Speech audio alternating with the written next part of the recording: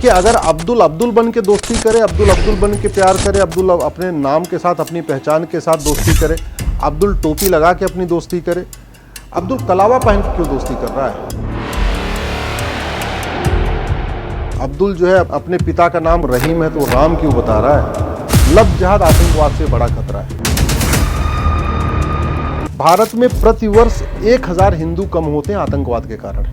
उस 1000 में सामान्य आम जनता भी होती है, उसमें सेना के जवान भी होते हैं, उसमें बीएसएफ के जवान होते हैं, उसमें सीआरपीएफ के जवान होते हैं। 800 जिलों में से 200 जिलों में हिंदू खत्म हुए हैं। जो 6000 तहसीलों में से 1500 तहसीलों में हिंदू खत्म हुए हैं। जो बॉर्डर में 300 की तहसीलों की 300 की डेमोग्राफी बदली है, उसमें बड़ा योगदान लफ्ज़ जिहाद का है।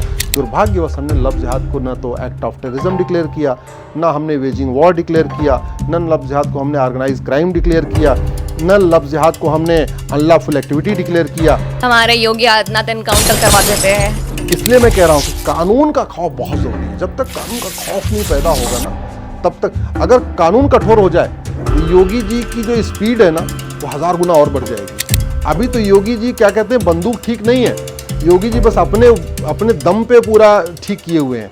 कहते नहीं, डॉक्टर अच्छा हो और साथ में दवाई और बढ़िया हो तो बीमारी फट से ठीक होती है। अगर हमने जनसंख्या विस्फोट नहीं रोका, दिल्ली एनसीआर में जिस तरीके से पॉपुलेशन बढ़ रही है इसको नहीं रोका तो वीरान हो जाएगा। 20 साल के बाद यहाँ कुछ रहने लायक बचेगा ही नहीं।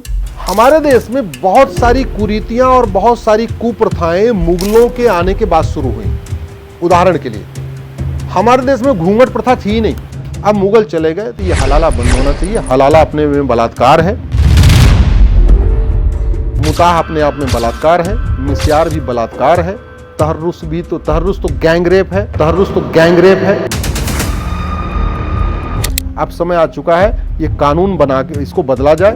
मदरसे में हर चीज संविधान के खिलाफ सिखाई जाती है। संविधान कहता है सब लोग एक समान है, मदरसे में सिखाया जाता है सब एक समान नहीं। संविधान कहता है liberty of thought, liberty of belief, liberty of faith, liberty of worship, मदरसे में ठीक इसका उल्टा सिखाया जाता है। संविधान कहता है जेंडर जस्टिस, जेंडर इक्वलिटी, मदरसे में ठीक इसके उल्टा सिखाया जाता है।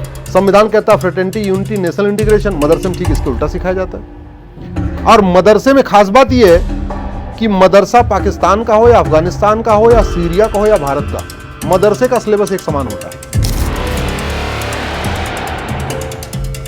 मदरसा कहीं पे भी हो ये जरूर उसमें लिखा रहेगा मूर्ति पूजा करना हराम, ये मूर्तियां हराम, त्योहार मनाना हराम, ये हर चीज उसमें लिखी रही जाएगी कि बस एक ही गॉड है, एक ही किताब है, बाकी जो इस किताब को न माने, इस गॉड को न माने, सब जहन्नुम में जाएंगे। यही सब बातें सिखाई जाती है। भारत 2047 तक विकसित राष्ट्र बनने की बात कर रहा है, तो आपके हिसाब से क्या कि 2047 तक भारत एक विकसित राष्ट्र बन जाएगा? बिल्कुल बन जाएगा, लेकिन केवल सड़क बनाने से, एयरपोर्ट बनाने से, हाईवे बनाने से विकसित राष्ट्र नहीं बनेगा। आपको ये समझना पड़ेगा, चीन ने पहले रेलवे हाईवे बनाया, चीन ने पहले कानून बदला। दुबई क्यों विकसित बना आपको समझना पड़ेगा। सिंगापुर क्यों विकसित बना। सबसे पहले होता है देश को सुरक्षित बनाना। जब देश सुरक्षित हो जाएगा तो विकास अपने आप हो जाएगा। नहीं तो आप लाख विकास करिए, लोग पलायन करते रहेंगे। जैसे भारत में साल में 2 लाख लोग पलायन कर रहे हैं। जिसको मौका मिल रहा है ऑस्ट्रेलिया भाग रहा है, जिसको मौका मिल रहा है कनाडा भाग रहा है। और जब हमारी क्रीम विदेश भाग जाएगी तो यहाँ विकसित देश कैसे बनेगा?